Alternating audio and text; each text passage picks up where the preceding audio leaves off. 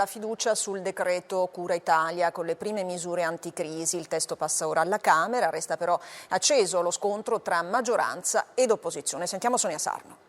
Senatori favorevoli 142, senatori contrari 99. Via libera del Senato, il Cura Italia passa alla Camera. La maggioranza rivendica le prime misure anticrisi. Ora subito le risorse per imprese e partite IVA, la priorità rilancia dal PD Zingaretti e fare presto. È il primo provvedimento importante messo in campo dal governo, 25 miliardi per aiutare gli italiani in questa crisi sanitaria ed economica. Solo il primo perché ne stanno arrivando altri. Il Cura Italia è paragonabile a una finanziaria, sottolineano i 5 Stelle. Perché da tutto questo noi ne verremo fuori, forse prima di altri paesi che ci hanno trattato come untori, per poi prenderci come esempio, sì, perché non dimentichiamo che le critiche dell'opposizione all'operato di questo governo sono smentite dai fatti. Preparare subito la ripartenza incalza Italia Viva, si allarghino i sostegni, il monito di Leu. Opposizione critica, sulla fiducia dal governo nessuna volontà di collaborazione, Salvini attacca.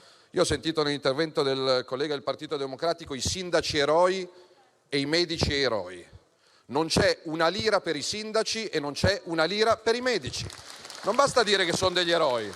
Forza Italia, non saremo complici di soluzioni sbagliate. Questo decreto non va nella direzione giusta. Ministro D'Incà, dica al Presidente del Consiglio che chi corre da solo forse ha la sensazione di andare più veloce, ma a correre insieme si va più lontano. Per le imprese serve liquidità in 24 ore, non in 4 mesi, incalza Fratelli d'Italia. Noi stiamo rischiando la desertificazione del sistema produttivo nazionale e di fronte a un rischio così grande, l'ideologia non ce la possiamo permettere, l'odio verso chi lavora e chi produce della sinistra e dei 5 Stelle non ce li possiamo permettere. Andiamo ora in Lombardia, dove